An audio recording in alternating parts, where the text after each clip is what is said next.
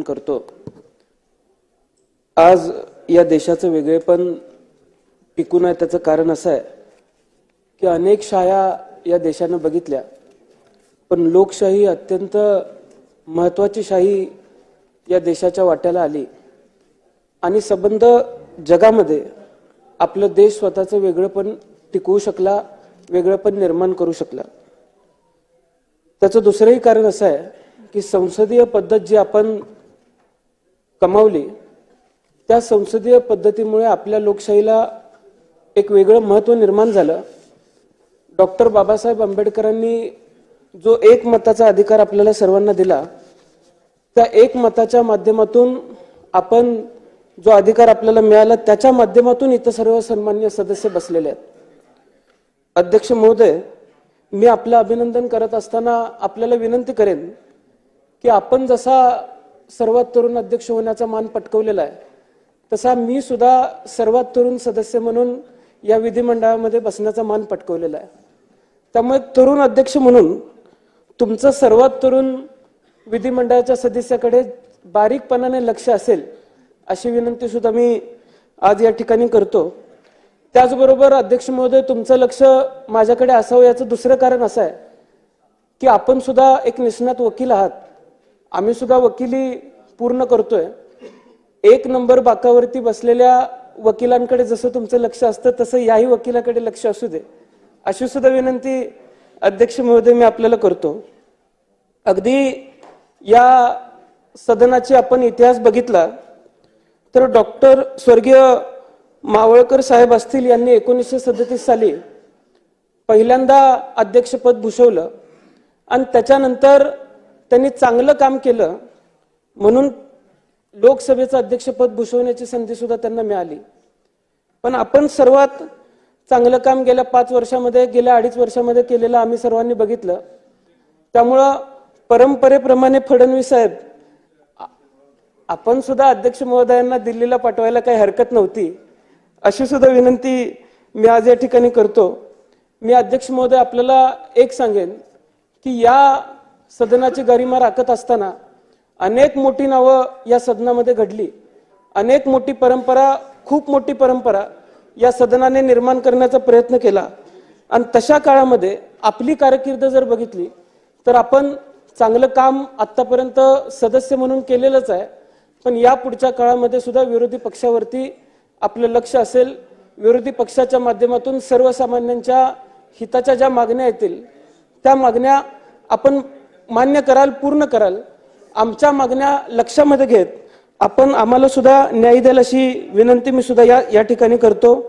हंगामी अध्यक्ष म्हणून कोळंबकर साहेबांनी काल परवा आमच्या सर्वांची शपथ घेतली। मी साहेबांचं मनापासून आभार मानतो की माझ्या आयुष्यातली सर्वात प्रथम आमदारकीची शपथ मला त्यांच्या माध्यमातून घ्यायला मिळाली, त्याबद्दल सुद्धा मी साहेबांचं मनापासून आभार मानतो।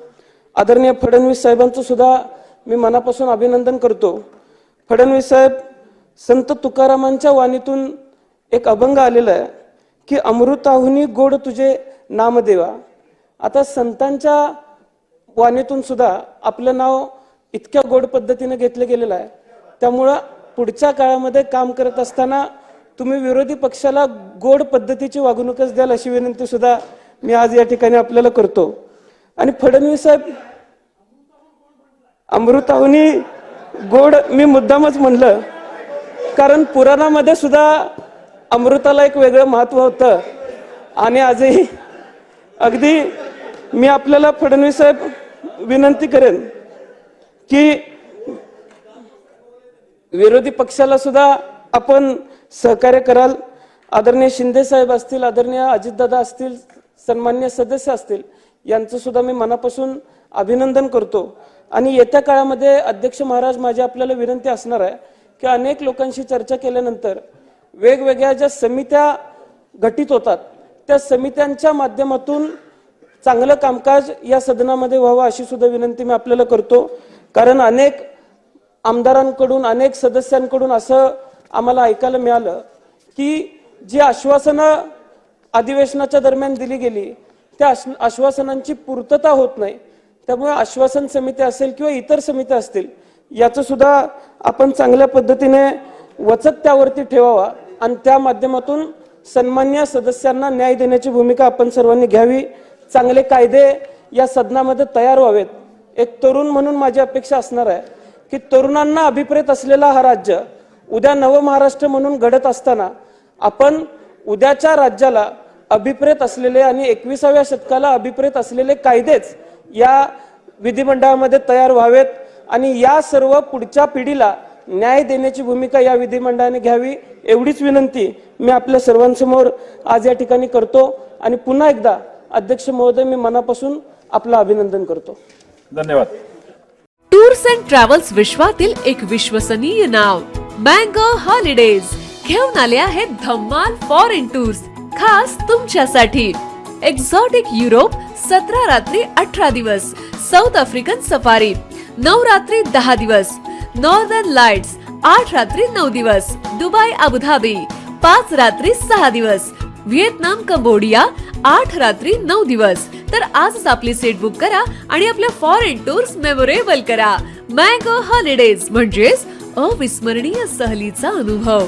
मँगो हॉलिडेज, 4था मजला, स्वोजस कॅपिटल अतिथी रेस्टॉरंटच्या वर, लॉ कॉलेज रस्ता, पुणे 4. संपर्क पुणे 83 839 505 किंवा 80 80 81 74 54. मुंबई 83 839 503 किंवा 96 53 18 74 78. Come on guys, hurry up. यार सुन ना, एक ब्रेक ले लेते हैं. Guys, I'm telling you, तुम लोगों को सही से ट्रैकिंग नहीं आता. But that's okay, you can learn. रोज का ढक्कन देना. ये रेड वाला है, सही वाला देना. अबे ढक्कन,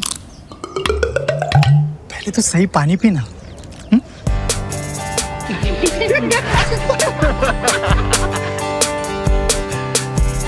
Manikchand Oxyrich, proudly Indian.